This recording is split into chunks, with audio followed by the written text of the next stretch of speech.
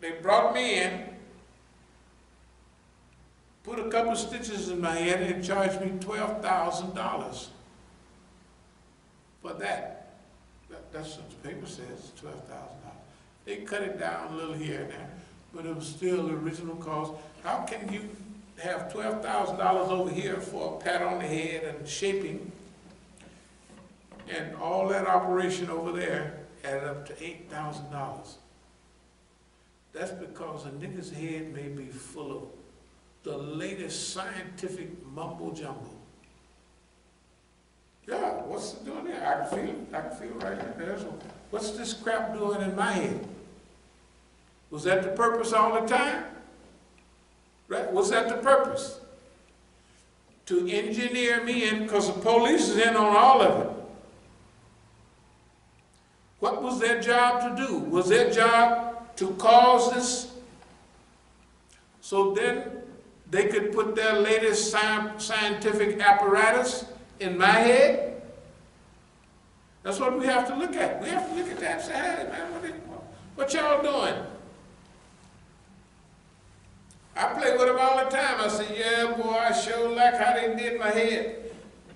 My behind, I like it. Do you know? You remember when I was walking around and my hand was kind of like this? You know what I did?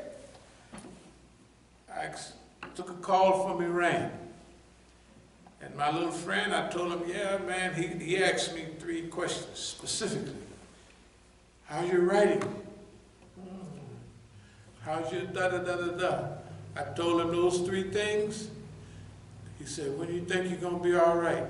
I said, probably in 3 months, 6 months, or a year. When he hung up the phone, within 3 days, I was writing. He was in charge of that. A friend from down there in Texas came here 2-3 weeks ago. His friend, supposed to be our friend. He was coming, what the heck he doing in D.C.? He came here to investigate me, to see exactly who I was. And I was happy and spry. And they asked me about 5 years ago, how do you tell a government agent? I said, don't worry about it. I said, the ones that are the most revolutionary are the police. All the time, that's the way they said. And they forgot that I said it because they didn't forget.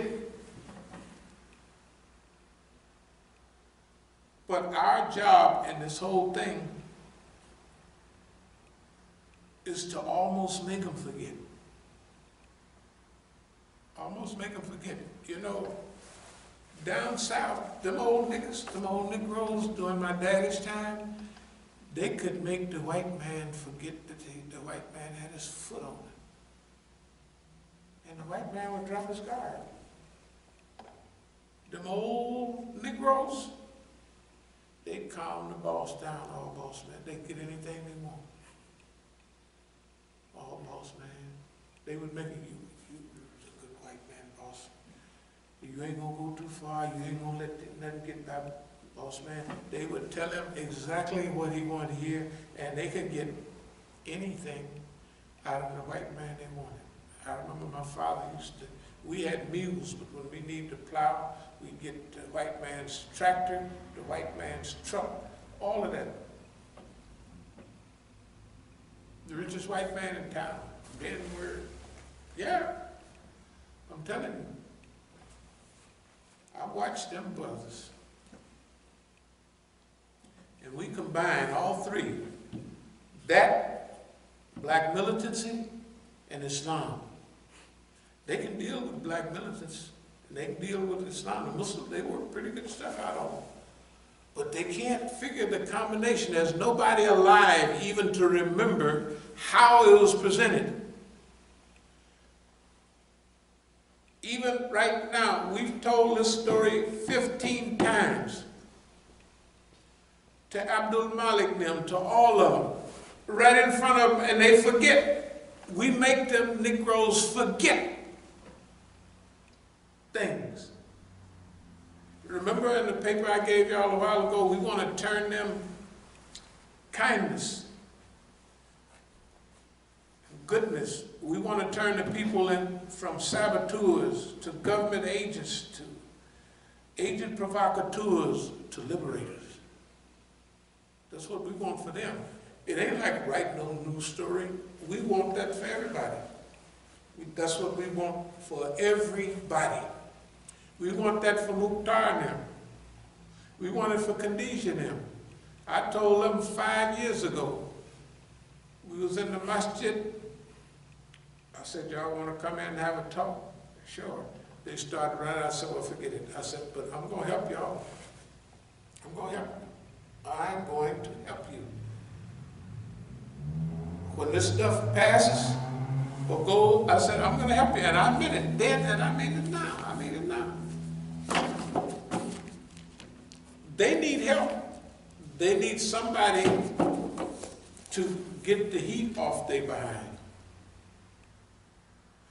The whole West Coast knows about it. Big Hank, Clarence Reeves, man, that brother, da-da-da-da-da. Just imagine somebody that has no, you can't find anybody to say anything bad about it. Well, it could be a lie if they do. There's people like that exist. That all their life, they ain't did nothing to nobody. You know what I mean? Low down or rotten. They're going to need help. It's not their fault. It's the mean old white man's fault. It's not the Negro's fault right there. It's the mean old white man's fault.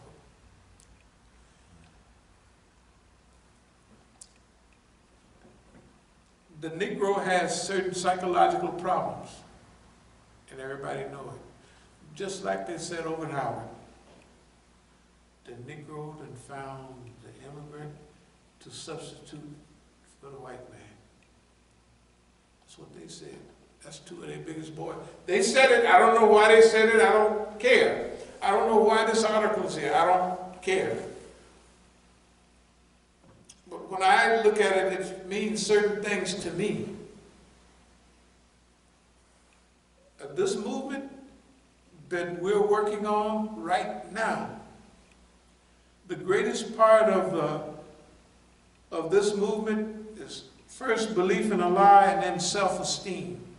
Self-esteem. Esteem. It comes from asking how to weigh and measure yourself.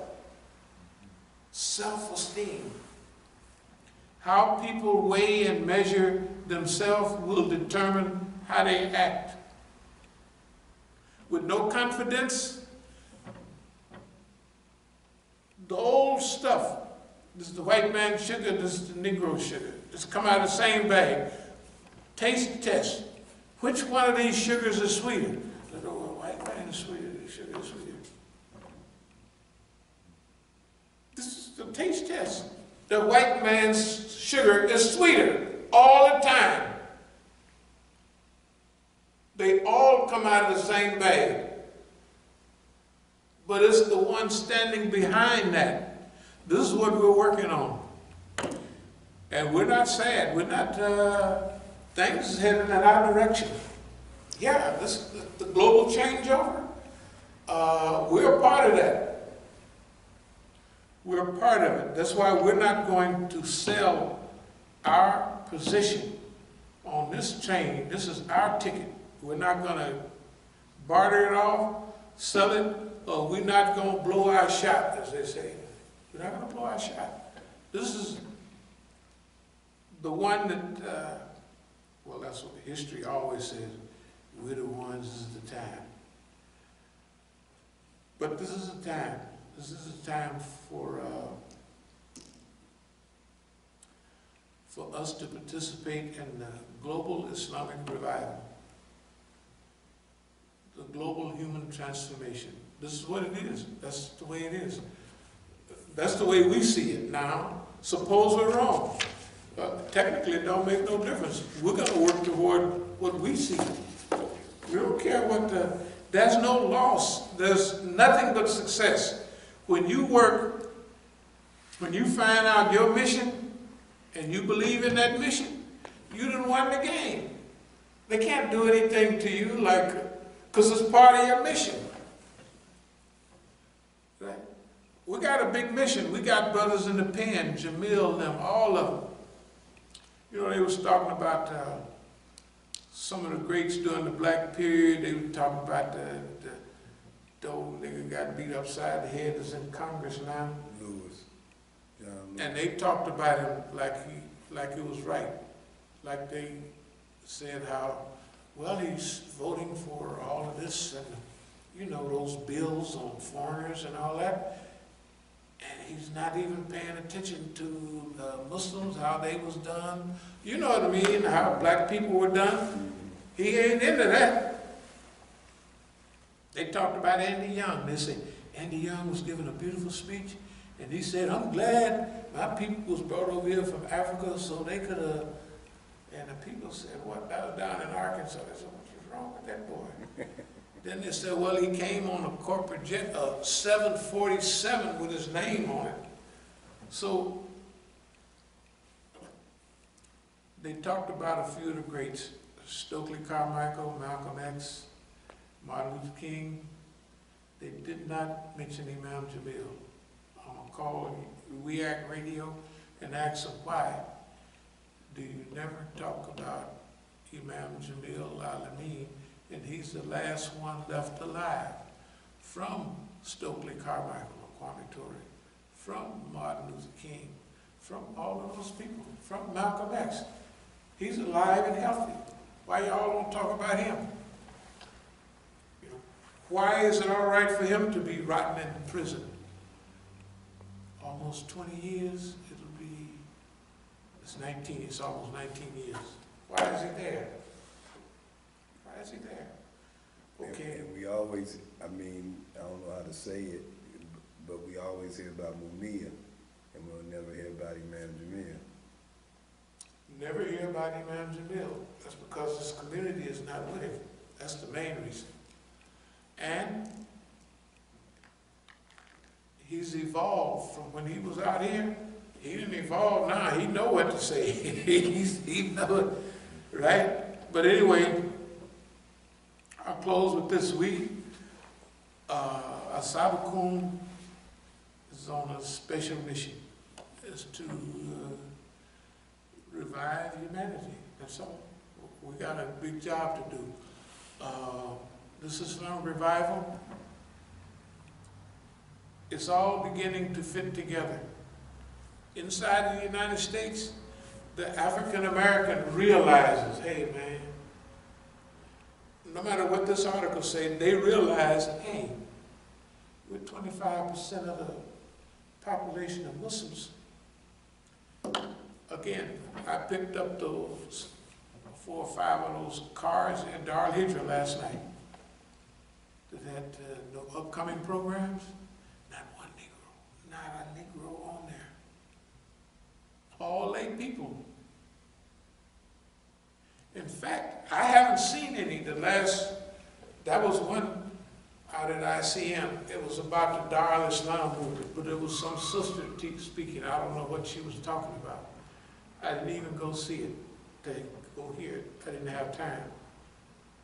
The Dar al-Islam movement has contributed to Islam in America. Well, that's great. The last thing is, we're not working for fame, glory, fortune, and none of that stuff. We're going through our own process of tazkiyah bil nafs.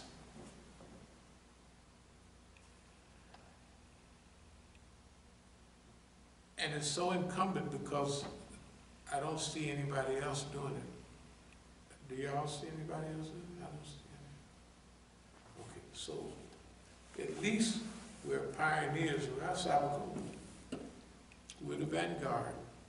That's what we wanted to be. Hell, that's what we are. That's all, right? We wanted to be it. We've been it for the last 2 or 3 cycles. That's what we've done. We go out front and do the work.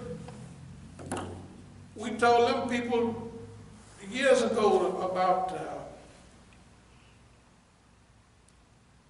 not national, but international regionalism. We told them that's what's happening. That was happening that day. It started happening right away. It's like we made it happen almost. With Equine and all of them, we told them when they come over here to talk to Obama, hey man, y'all gotta watch out for them white folk. I said, you're evolving at 40 miles an hour, but this train is going at 100. I told the Iranians that. I told them. And technically,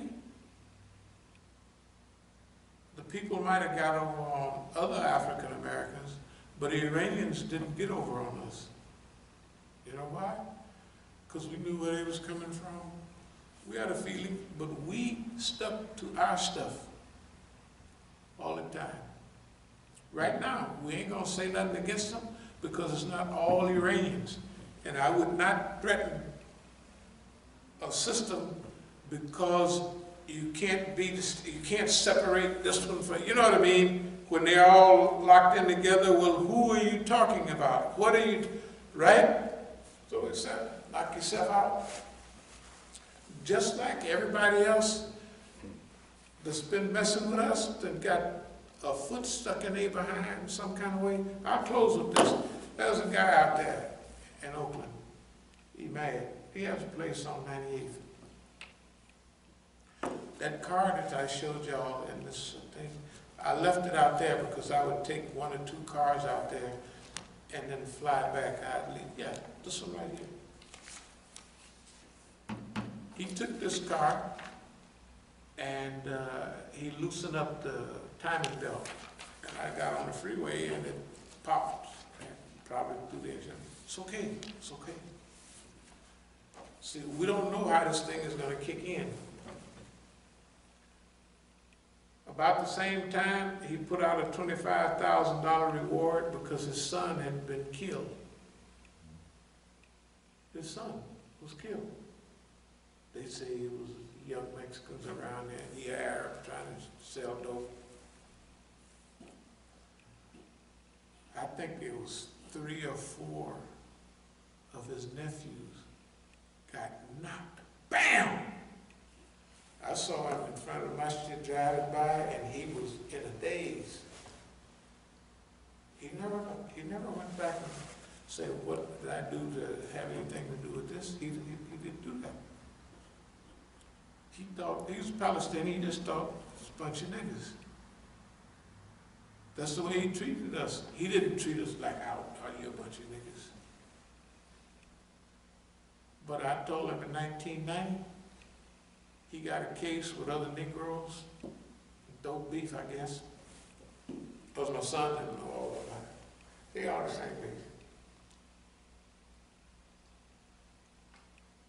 And 2 days later, he come flowing in the Masjid, there to stay, that led the prayers up until back 25 years, something like that. How did he get there? The police sent him. I know that from Jump Street. I know the law. I know if you get a case and you don't go to prison, you telling on somebody, and you come here first, your first stop is the Masjid. It's all clear. These people play with the deen, man, and they don't know what they're playing with. They don't know when their numbers is, Allah got these numbers rolling around. He knows what they're going to pop out, but these people don't have no idea. And they think they can, we just do these niggas in the way we want. That's it. Well, it's not always like that. So are there any questions, are there any comments? We covered a lot of ground tonight. I had a question. It's like for the folks, for the I guess the Mukhtars of the world, because you know their behavior, him and Khadijah's behavior is historical. Right. You know, there's always going to be like sellouts, and so it's like, what is it that makes these? It can't just be that they're just stupid. It has to be a combination with